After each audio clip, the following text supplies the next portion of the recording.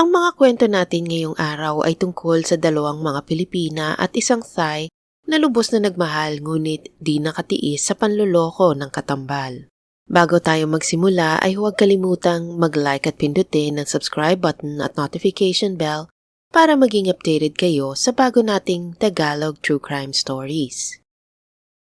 Sina Jesusa at Ronnie Tatad ay nagkakilala at ikinasal sa Amerika. Ang kanilang pagmamahalan ay nagbunga at ipinanganak ni Jesusa ang panganay nila noong 1999 at pagkalipas ng 4 na taon ay isinilang nito ang kanilang bunsong anak. Ngunit sa puntong ito nahirapan ang mag-asawa na hatiin ang kanilang oras sa pamilya at trabaho. Hindi rin naging madali ang pagkuha ng mag-aalaga sa kanilang mga anak dahil ito ay nagiging magastos para sa kanila. Gipit sila noong mga panahon na iyon. Kaya't nang medyo lumaki na mga bata, napagpasyahan nilang iuwi ang 2 anak sa Catanduanes at iwan sa pangangalaga ng kanilang mga kamag-anak doon. Magpapadala na lamang sila ng pera buwan-buwan upang tustusan ang gastusin ng mga bata. Kahit na masakit ito gawin, kailangan nilang tiisin para makapagpundar ang mag-asawa at mabigyan ng magandang kinabukasan ang pamilya. Mula Pilipinas ay bumalik ang mag-asawa sa Amerika at nanirahan sa isang apartment sa Daly City. Para makatipid ay kasama nila sa bahay ang kapatid ni Ronnie at asawa nito para hati sila sa buwanang upa. Akala ng lahat ay magiging maayos ang pagsasama ng dalawa dahil ngayon ay matututukan na nila ang kanilang trabaho at makakaipon ng pera nang sa gayon ay makakasama nila agad ang mga anak sa Amerika. Ngunit naging madalas ang kanilang pag-aaway. Ang kapatid at mga kamag-anak ni Ronnie ay iminungkahi na kung wala na talaga at hindi na sila magkasundo, mas makakabuti na sila ay maghiwalay na lamang, isang suhestyon na sinunod ni Ronnie. Kaya't masinsinan siyang nakipag-usap kay Jesusa at napagkasunduan na lang nilang magdiborsyo noong 2007. Ngunit kahit ganun pa man ang sitwasyon, ang mga ito ay hindi naghiwalay ng tirahan dahil na rin sa gipit sila sa pera. Naghiwalay ng kwarto ang dalawa at sila ay nagkaroon ng maayos na relasyon bilang magkaibigan. Tulad ng napagkasunduan ay buwanan pa rin ang pagpapadala nila ng suporta sa kanilang mga anak at ipinagpatuloy nila ang kanilang mga buhay. Si Jesusa ay nagtatrabaho at kumikita ng sarili niyang pera at ganun din si Ronnie.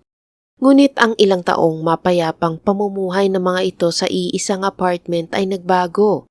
Noong November 26, 2011, bandang 10:30 ng umaga, isang tauhan ng apartment complex ay nabigla dahil isang lalaki ang nakita niyang tumatakbong nakahubad at ito ay nakasuot lamang ng boxer shorts. Ang lalaki ay sumisigaw at humihingi ng tulong. Ito'y mabilis na nagtago sa likod ng kotse ngunit ilang segundo pa ay nakita niya na sinusundan pala ito ng isang babae. At habang papalapit ang babae sa lalaki ay mas lalong lumalakas ang paghingi nito ng tulong. Habang papalapit ang babae, ang lalaki naman ay akmang pinapaalis ito at ayaw palapitin. Dahil dito ay pumagitna na ang tauhan ng apartment at prinotektahan nitong lalaki habang tinatawagan na ang 911. Ang babae ay mabilis na tumakbo pabalik sa unit na tinutuluyan nito. Nang malapitang nakita ng tauhan ang lagay ng lalaki, nabigla siya dahil namumula at lapnos na pala ang katawan nito. Kaagad namang dumating ang ambulansya at isinugod ang lalaki sa San Francisco General Hospital. Doon ay napag-alaman na ito pala ay si Ronnie Tatad. Ayon sa mga doktor, sa tindi ng iniindang sakit ng biktima, ay kinailangan nila itong bigyan ng pampamanhid at pampakalma. Ngunit bago ito mawala ng malay ay nasabi nito na siya ay binuhusan ng kumukulong tubig ng dati niyang asawa na si Jesusa. Ginawa lahat ng mga doktor para isalba ang buhay ng 36 years old na si Ronnie. Pero dahil sa higit 50% ng katawan nito ay nasunog, nagkaroon si Ronnie ng impeksyon sa dugo. Lumaban ang kanyang katawan ng halos 2 linggo. Pero sa tindi ng impeksyon ay bumigay pa rin ito noong December 9, 2011. Nabigla ang lahat sa inabot ni Ronnie sa kamay ng kanyang dating asawa. Si Jesusa ay kaagad inaresto ng mga pulis at dahil sa bigat ng kanyang ginawa, ay hindi siya pinayagan na makapagpiyansa. Sa korte, inilarawan ng prosekusyon ng Filipina na bungangera, mapanglait at sakim. Ito daw ang naging dahilan kung bakit nanlamig si Ronnie sa asawa at kalaunan ay hiniwalayan. Ngunit ayon sa depensa, ang paglalarawan na ito ay taliwas sa totoong katauhan ng kanyang kliyente. Sa harap ng hurado, sinabi niyang hindi halimaw si Jesusa dahil ito'y biktima ng pang-aabuso at pagmamanipula ni Ronnie. Sa harap ng korte, nagsalita si Jesusa para maipagtanggol nito ang sarili. Doon ay nalaman ng lahat na kahit hiwalay ng dalawa, ay hindi pala sila tuluyang naghiwalay talaga.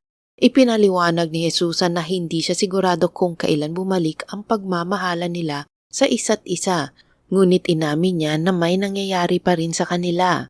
Kasabay ng pagkakaroon nila ng pisikal na relasyon ay inakala niyang maaaring isang araw ay mabubuo muli ang kanilang pamilya. Nagsimula na ring mangako si Ronnie sa kanya na bukod sa gagawin nito ang lahat para makuha ang kanilang mga anak sa Pilipinas, ay may balak din nitong pakasalan siya uli. Ayon sa abogado ni Jesusa ay naniwala siya sa mga pangakong ito ni Ronnie. Ngunit ang pangalawang pagkakataon na ibinigay ni Jesusa sa dati niyang asawa ay nawasak dahil hindi lamang buwan kundi taon ang lumipas at ang ipinangako nitong kasalan ay hindi nangyari. Dito na niya ibinunyag na talagang hindi siya naging sapat para kay Ronnie dahil sa walang tigil nitong pambababae. Ayon sa hipag ni Ronnie, 2 linggo bago ang krimen, siya ay nagulat dahil habang siya ay nagpapahinga sa kanyang kwarto, narinig niya si Jesusa na sumisigaw. Bigla siyang napalabas at doon nakita niya ang Pilipina na nagwawala. Doon niya napagtanto na nahuli pala nito si Ronnie na may kasamang ibang babae sa kwarto. Ngunit kalaunan ay kumalma rin si Jesusa pagkatapos noon ang lahat ay bumalik sa dati. Ibinahagi ng hipag na sa loob ng ilang taon nilang pagkasama sa bahay ay hindi niya rin maintindihan ang relasyon ng dalawa. Dahil minsan sila ay sweet sa isa't isa pero may mga pagkakataon naman na ang mga ito ay tila aso't pusa na nag-aaway. Noong araw ng krimen dumating si Ronnie mula sa kanyang night shift. Ang kapatid niya, hipag at si Jesusa ay nasa bahay din noong panahong ito pero sila ay nasa loob ng kani-kanilang mga kwarto.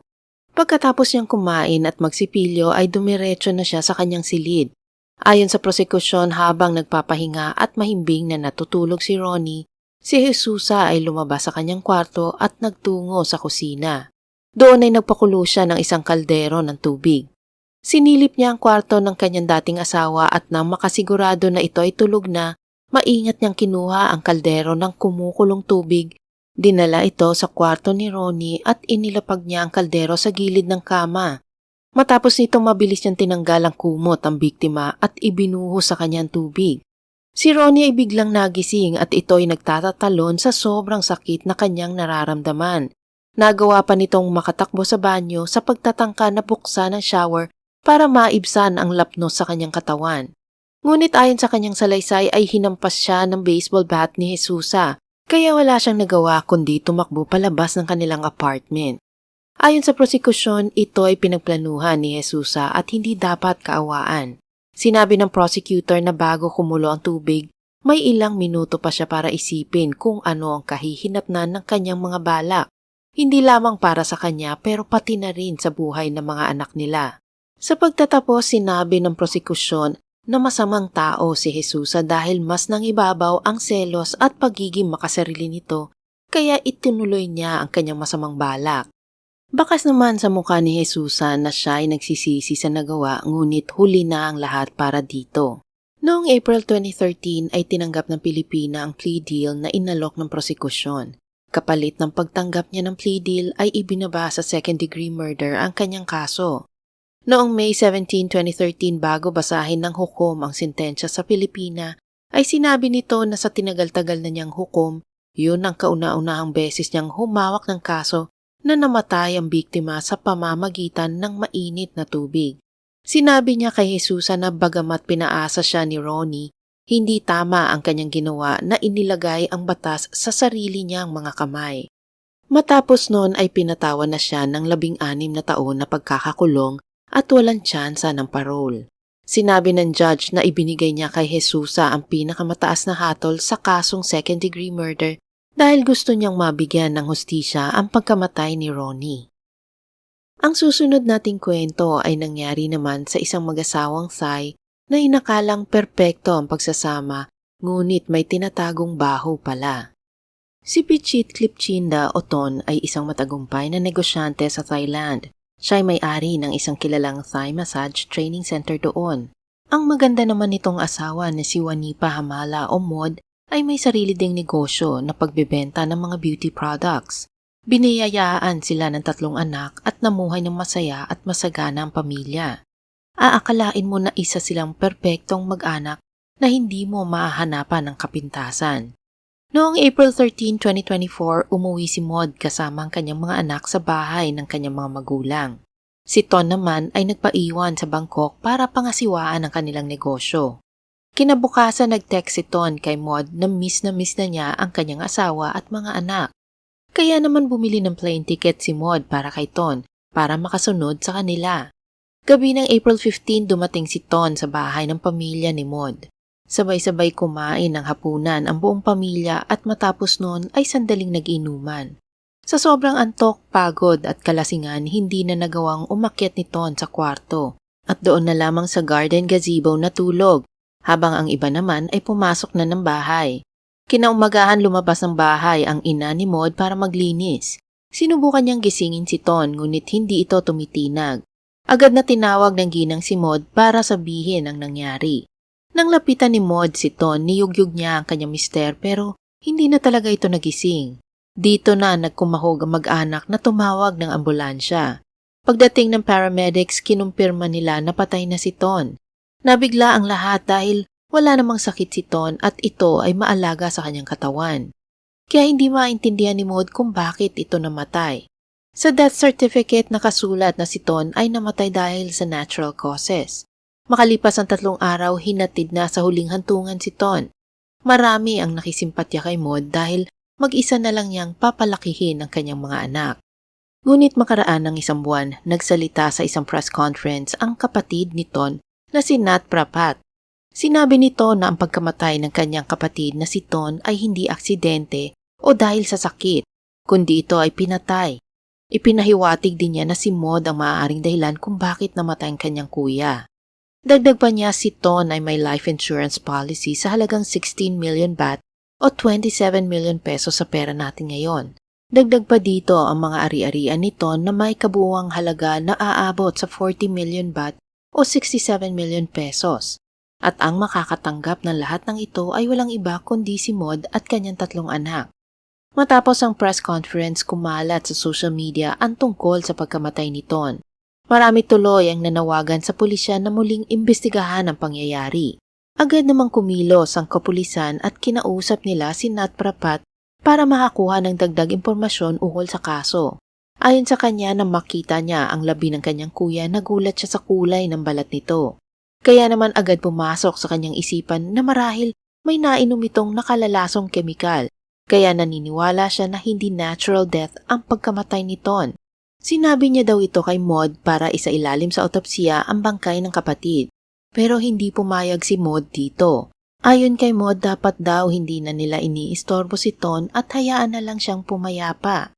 Wala namang nagawa si Nat Prapat dahil si Mod ang legal na asawa ng kanyang kapatid at ang may karapatang magdesisyon sa mga ganitong bagay. Pero matapos ang ilang araw, hindi pa rin mapakali si Nat Prapat. Kaya nagsalita na siya sa media at humingi ng tulong. Sa pagsisiyasat, sinabi ng doktor na sumuri sa katawan ni Ton na wala siyang nakitang kakaiba sa labi nito. Wala din daw tinamong pinsala si Ton kaya't pinagpalagay niya na natural causes ang ikinamatay ng 44 years old na lalaki. Sabi naman ng punerarya na napansin nga nila na matapos ang ilang araw, nangitim agad ang bangkay ni Ton. Sa pakikipag-usap ng pulisya sa mga kamag-anak ni Ton, nakita din nila na kakaiba ang balat ng namatay na kaanak, kaya sinabihan nila si Mod na huwag madaliin ang pagpapalibing nito dahil kailangan munang sumailalim ito sa isang otopsiya. Pero hindi sila pinansin ni Mod. Lumapit naman sa mga pulis ang nag-cremate sa katawan ng biktima at sinabi na sa ilang taon niyang pagtatrabaho doon ay wala pa siyang nakitang bangkay na kasing itim ng kay Ton. Kinausap din ng mga pulis si Mod pero itinanggi niya na may kinalaman siya sa pagkamatay ng asawa. Ipinakita pa niya ang mga huling text nila ni Ton kung saan maayos naman ang kanilang pag-uusap. Hinikayat pa niya mister na sa kwarto na lamang matulog pero mas pinili nitong manatili sa gazebo kaya't Maya-maya umalis na si Maud at iniwan na si Ton doon. Dagdag niya hindi siya pumayag ipa-autopsy ang labi ng kanyang asawa dahil ayaw na niyang mababoy ang bangkay nito. Nakita nga din ni Maud na maitim ang labi ni Ton pero akala niya normal lang ito. Ayon naman sa isang forensic expert, maaaring hindi aksidente o pagkakasakit ang dahilan ng pagkamatay ng biktima kung pagbabasihan ang mga larawan ng katawan ni Ton. Ngunit wala ng paraan para malaman ang sanhi ng pagkamatay nito dahil na-cremate na si Ton, kaya hindi na umusad ang kaso. Inakala ni Maud na matapos mailibing ang kanyang asawa siya ay makakapagpahinga at tahimik na makakapagluksa. Ngunit laking gulat niya na siya ay pinagbintangan ng kanyang hipag. Dahil dito nakatanggap si Maud ng mga banta sa kanyang buhay, kaya pinili na niyang magsalita din sa media para ipagtanggol ang kanyang sarili. Sinabi ni Maud sa harap ng camera na mahal niya si Ton at maayos ang kanilang relasyon. Mahilig daw uminom ng alak si Ton at sa tuwing malalasing ito ay nag-aaway sila. Pero agad din namang naaayos ang kanilang alitan. Inamin niya na bago ito namatay nagkaroon sila ng away ni Ton. Uminom daw kasi ito sa isang bar na hindi nagpapaalam sa kanya. Labis kasi ang pag-aalala ni Maud para sa kalusugan ng mister. Ayon kay Maud, naniniwala siyang humina ang katawan ni Ton at namatay dahil sa madalas nitong pag-inom ng alak. Sinabi din niya na gumagawa lang ng gulo ang kapatid ni Ton para siya makatanggap ng pera mula sa life insurance ni Ton. Noon kasi hindi naman nakikipag-usap si Nat Prapat sa pamilya. Ngunit nang malaman ni Ton tungkol sa insurance money, bigla na lamang itong nagparamdam. Ibinunyag din ni Maud na walang maayos na trabaho si Nat Prapat. Lagi itong may problema sa pera at humihingi o nangungutang sa kanyang mga magulang. Dahil dito nakakuha ng simpatya si Maud mula sa publiko at nasira naman ang tingin ng mga tao kay Nat Prapat. Pero bago matapos ang interview, isang babae ang tumawag sa estasyon at nagpakilala na siya ay asawa ng kamag-anak ni Ton. Ito ay si Muay. Ayon sa kanya, 8 araw bago nasawi si Ton ay may nagtangka ng patayin ito. Ayon sa kwento ni Ton sa kanya, noong April 8 nakatanggap siya ng text mula sa asawa. Gusto ni Maud na makipagkita kay Ton kaya't dali-dali namang nagpunta si Ton sa restaurant na sinabi ni Maud. Pero nang dumating siya doon, nag-text si Maud at sinabing hindi na siya makakapunta. Kaya naman nagdesisyon si Ton na umuwi na lamang. Nang nasa highway na si Ton sakay ng kanyang kotse, napansin niya na may 2 lalaking nakamotor na sumusunod sa kanya. Maya-maya pa bigla na lamang siyang pinagbabaril ng mga lalaking ito. Mabuti na lamang nakaligtas at hindi tinamaan si Ton sa loob ng kotse. 4 na tama ng baril ang makikita sa kanyang sasakyan. Simula noon natakot na si Ton para sa kanyang buhay pero hindi siya nag-report sa pulisya. Nang tinanong ni Muay si Ton kung namukaan nito ang umatake sa kanya, sinabi niya na may pagkakahawig ang isa sa mga lalaki sa kaibigan ni Maud. Dahil dito, inisip ni Muay na maaaring si Maud ang nagplano ng pag-ambush kay Ton. Nagulat naman ang mga studio audience sa kanilang narinig mula sa revelasyon ni Muay. Muli na namang bumalik ang atensyon ng publiko kay Maud. Agad namang kinausap ng mga pulis si Muay para kunin ang kanyang salaysay. Dahil sa revelasyon ni Muay, kinuha ng mga pulis ang kopya ng CCTV doon sa highway na dinaanan ni Ton noong April 8, bandang 11:00 ng gabi. Dito ay nakita ang pagdating nito na mag-isa sa restaurant. Sa gilid ay may 2 kahina-hinalang lalaki ang nagpark.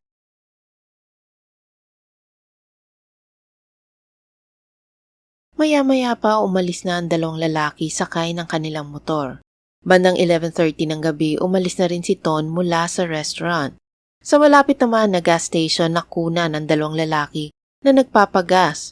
Matapos ang 10 minuto, nakunan ang itim na kotse ni Ton sa highway. Dito na nga nangyari ang pamamaril ng 2 lalaki sa sasakyan ng biktima. Matapos nito ay mabilis na humarurot papalayo ang mga salarin. Humingi naman ng tulong si Muay sa mga pulis dahil may natatanggap siyang mga tawag mula sa isang lalaki na hindi naman nagpapakilala. Sabi naman ng kapatid ni Ton na si Nat Prapat na maging siya ay nakakatanggap ng banta sa kanyang buhay. Kaya naman pareho silang humingi ng proteksyon mula sa kapulisan at sila naman ay napagbigyan. Makalipas ang 2 buwan, tuluyan na ngang inaresto ng mga pulis si Maud para sa pagpatay sa asawa. Pero idiniin ni Maud na mali ang ginawang pag-aresto sa kanya ng mga pulis. Pero ang hindi alam ni Maud, may mga ebidensya na sila laban sa kanya. Natunton pala ng mga pulis ang dalawang lalaking nagtangkang patayin si Ton. Ang driver ay si Weerapat Sukonthasap at ang gunman naman ay si Nathapon Sirinonrang. Nang naaresto si Weerapat sa kanyang bahay, inamin niya na binayaran lamang siya at wala siyang kaugnayan kay Ton. Ayon sa kanya, tumawag ang kakilalang si Saroj Sueyosuwan at inalok siya ng trabaho kapalit ng 4,000 baht. Ang gagawin lang daw niya ay magmaneho ng motor at sundan ng isang tao. Tinanggap naman ni Weerapat ang alok na trabaho dahil akala niya ay simple lamang ang ipagagawa. Ngunit nang makita niya si Nathapon na may dalang baril, gusto na sana niyang umatras pero tinakot siya ni Nathapon kaya't sumunod na lang siya dito. Naaresto din ng mga pulis si Saroj. Ito ang tumayong middleman sa kontrata ng pagpatay. Inamin ni Saroj na si Maud ang mastermind ng krimen at babayaran siya nito ng 300,000 baht o 500,000 pesos para maghanap ng taong papatay kay Ton. Dagdag pa ni Saroj, binayaran siya ni Maud ng paunang bayad na 45,000 baht at humingi muli siya ng 33,000 baht para naman sa sasakyan at baril na gagamitin. Kahit na inilatag na ang mga ebidensya laban kay Maud, ay itinanggi pa din nito na siya ang nagpapatay sa asawa. Pero sa kanyang cellphone nakita ng mga pulis ang ilang ebidensya. Nabasa nila na kausap ni Maud si Saroj at nagpadala pa ito ng pera sa account ni Saroj. Dahil dito wala nang nagawa si Maud kundi umamin sa krimen. Ayon kay Maud, matagal nang sira ang relasyon nila ni Ton. Sabi niya nang lumaki ang kinikita ni Ton, nagkaroon ito ng mga kalaguyo at madalas pumupunta sa mga bar. Sa tuwing kakausapin ni Maud si Ton tungkol dito, sinasabi lang na mister na siya ay magbabago na. Pero paulit-ulit pa rin itong nambababae. Kapag naman nalalasing si Ton, nagagalit ito at sinasaktan si Maud. Dahil dito nabulag na sa galit si Maud at gusto na niyang ipapatay ang kanyang asawa. Sinabi pa niya na sa online lamang niya nakilala si Saroj. Pero masaya daw si Maud na nakaligtas si Ton sa pamamaril. Nakonsensya daw siya dahil ginusto pa din daw ni Ton na makipagkita sa kanya at sa kanilang mga anak kahit na may nagtangka na pumatay sa kanya. Kaya't nagulat na lamang siya na natagpuan ng patay si Ton sa hardin. Giit niya wala siyang kinalaman doon. Hindi naman naniwala ang mga pulis sa kwento ni Maud. At dahil nga sa kanyang plinanong pagpatay sa asawa, kinulong at kinasuhan siya ng premeditated murder noong June 3, 2024. Maging ang mga kasabwat na si Saroj at Weerapat ay kinasuhan din ng mga pulis. Lahat sila ay ikinulong habang naghihintay ng pagliliti sa korte. Magpahanggang ngayon ay wala pa ding bumababang hatol sa kanila. Si Nathapon naman ay kasalukuyang nagtatago at patuloy na pinaghahanap ng mga pulis. Ang huli nating kwento ay tungkol naman sa masalimuot na pagsasama ng Pilipinong magkasintahan na hinabol ng karma sa Australia. Si Jenny Nigidula ay isang mayamang negosyante at may-ari ng isang market research firm sa New York. Ang boyfriend naman niyang si Ronnie Apostol ay isa sa mga empleyado doon. Ang kanilang trabaho ang naging dahilan kung bakit sila ay madalas bumabiyahe sa Australia. Bukod sa kanilang mga business trips, malimit din silang magbakasyon kung saan-saan. Napakasaya ng magkasintahan na iisipin ng lahat na sila ay itinadhana. Ngunit nabigla ang lahat nang ang kanilang pagsasama ay bigla na lamang nagwakas nang matagpo ang wala ng buhay si Ronnie sa banyo ng bahay ni Jenny sa Sydney, Australia noong November 17, 2019. Nang unang nakita ng mga otoridad ang katawan ni Ronnie, inakala nilang may isang aksidenteng nangyari. Ngunit nang iniharap nila ito ay nabigla sila na may malaking sugat ito sa dibdib. Hindi na siya naisugod sa ospital para gamutin dahil patay na ito ng abutan ng paramedics. Agad na sinuyod ng mga pulis ang bahay at doon ay natagpuan nila ang isang dugoang kutsilyo. Si Jenny naman ay inimbitahan sa presinto para isalaysay kung ano ang kanyang nakita o narinig noong panahong namatay si Ronnie. Sa police station inamin ni Jenny na siya ang unang nakakita sa katawan ni Ronnie dahil andun siya sa bahay na mangyari ang aksidente. Ayon sa kanya, ang sugat ay hindi dulot ng saksak ng kutsilyo, kundi sanhi iyon ng hindi maayos na pagkabit ni Ronnie sa ceiling fan. Biglang bumagsak kasi ang electric fan sa ulo ni Ronnie, kaya't ito ay nawala ng malay. Nagtaka ang mga investigador sa salaysay na ito ni Jenny, ngunit wala pa silang sapat na ebidensya na patunayan kung siya ay nagsisinungaling o nagsasabi ng totoo. Kaya't pansamantala nilang pinalaya ang Pilipina. Matapos ang ilang linggo bumalik sa bahay ni Jenny ang mga pulis hawak ang isang search warrant para muling halugugin ang crime scene at kausapin si Jenny. Doon ay itinanggi niya muli na siya ay may kinalaman sa nangyari kay Ronnie. Sinabi niya sa mga investigador na kahit siya'y dumaranas ng problema sa pag-iisip, ay hindi niya magagawang patayin ang nag-iisang lalaki na minahal niya. Ngunit kahit ano pa man ang sabihin ni Jenny, siya ay inaresto at sinampahan ng kasong murder dahil naniniwala ang pulisya na meron na silang sapat na ebidensya upang siya ay ituring na suspect. Hindi rin siya pinayagang makapagpiyansa dahil naniniwala ang judge na maaari itong maging malaking banta sa kaligtasan ng publiko. Itinanggi ni Jenny ang mga paratang sa kanya kaya't siya ay nagpasa ng not guilty plea. Sa paglilitis nagbago na naman ang salaysay ni Jenny. Ayon sa kanya na magising siya ng umaga ng November 17 ay nakita niya si Ronnie sa kusina. Nagbiro daw ito na sasaksakin niya ang sarili pero hindi niya ito pinansin. Pagkaraan ng ilang segundo bigla na lamang tinutuo ni Ronnie ang kanyang biro. Agad itong bumagsak sa sahig at bago pa makapagsalita si Jenny ay hindi na gumagalaw si Ronnie. Sabi naman ng prosekusyon na si Jenny lamang ang may motibo para saktan si Ronnie. Inilabas nila ang isang CCTV footage kung saan makikita na nag-aaway ang dalawa sa labas ng Sydney International Airport noong lamang November 10, 2019, isang linggo bago pinatay si Ronnie.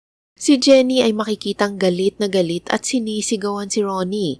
Hinampas pa niya sa ulo ang nobyo at nahagip din ang pagtapon nito sa cellphone ni Ronnie. Sinabi ng prosecutor na bago nakunan ang pag-aaway ng dalawa ay masaya mga itong dumating sa Sydney. Pero sa kalagitnaan ng paglabas nila ng airport ay natuklasan ni Jenny na si Ronnie ay may ibang kinalolokohang babae. Nagalit ito sa kanyang nalaman dahil ang relasyon pala ni Ronnie sa isang nurse sa Pilipinas ay matagal na niyang tinatago. Tinatayang mga nasa 8 hanggang 9 na taon na silang may kaugnayan. Ang impormasyong ito ay talaga namang ikinagulat ni Jenny kaya ito ay nagkulong sa banyo ng airport ng ilang oras. Ayon sa mga ulat ay humagulgol ito at sa kanilang pag-uusap ay nagbanta ito kay Ronnie na hindi siya lalabas sa banyo hanggat hindi nito hinihiwalayan ang nurse. Ayon sa kapatid ni Jenny ay nakausap niya ang kanyang kapatid habang ito ay emosyonal at umiiyak sa banyo. Ibinahagi niya na para kay Jenny ay ginamit lamang siya ni Ronnie at pinirahan para lamang masuportahan nito ang kanyang babae sa Pilipinas. Kahit naging masalimuot ang usapan ng dalawa, ay sinabi niya na nagkaayos din ang magkasintahan at magkasamang umuwi sa kanilang bahay.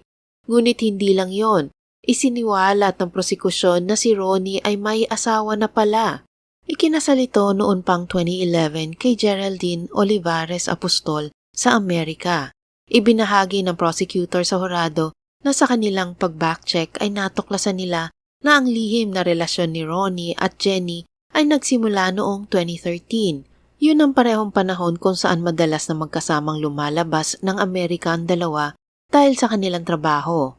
Sa korte ay nagpatotoo ang isang testigo na kahit alam at natuklasan ni Geraldine ang pakikiapid ng kanyang asawa ay hindi agad ito nag-file ng divorce.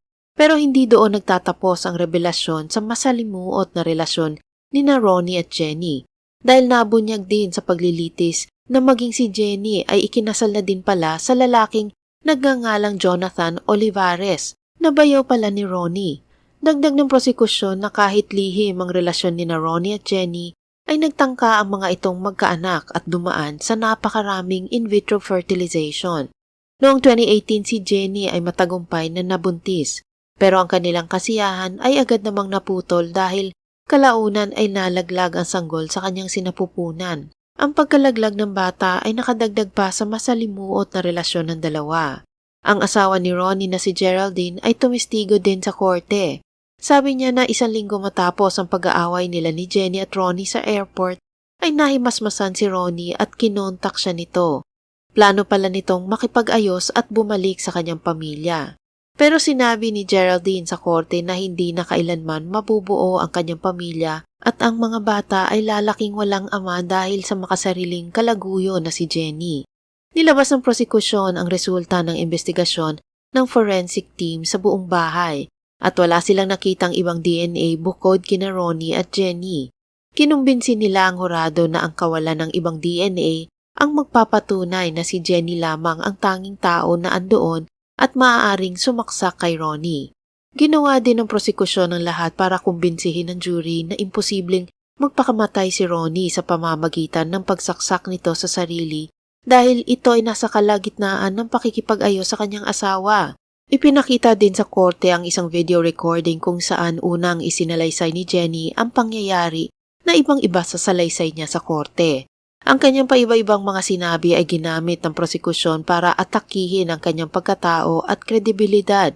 Depensa naman ng kampo ni Jenny ay sinabi nila na hindi nito maalala ang talagang nangyari noong umaga na namatay si Ronnie dahil ang kanilang kliyente ay nakararanas ng substantial impairment na dulot ng isang malalang mental health condition na naging sanhi kung bakit nagkaroon nito ng problema sa kanyang utak. Sinabi nila na ang pagkawala ng sanggol sa sinapupunan nito, ang hindi pakikipag-divorce ni Ronnie sa kanyang legal na asawa at ang pambababae nito ang naging sanhi kung bakit lalong lumala ang kondisyon ni Jenny, sa punto na hindi na nito maalala kung ano ba talaga ang nangyari noong araw na namatay si Ronnie.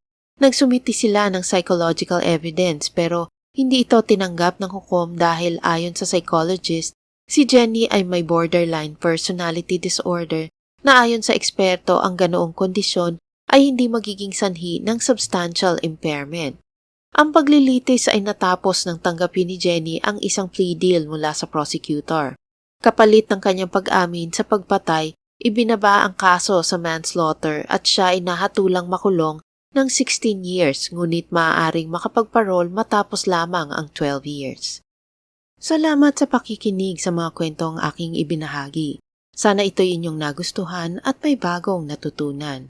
Bago ko tapusin ang video, shoutout po Mr. Gualberto Isasi, Mr. Wilfredo Sige, Miss Amalia Canamaru, and Miss Rosa Aloro. God bless po sa inyo at laging alagaan ang sarili. Para sa mga bago kong manonood at hindi pa nakasubscribe, huwag kalimutang i-like ang video at pindutin ang subscribe button para matunghayan nyo ang mga true-to-life crime stories dito.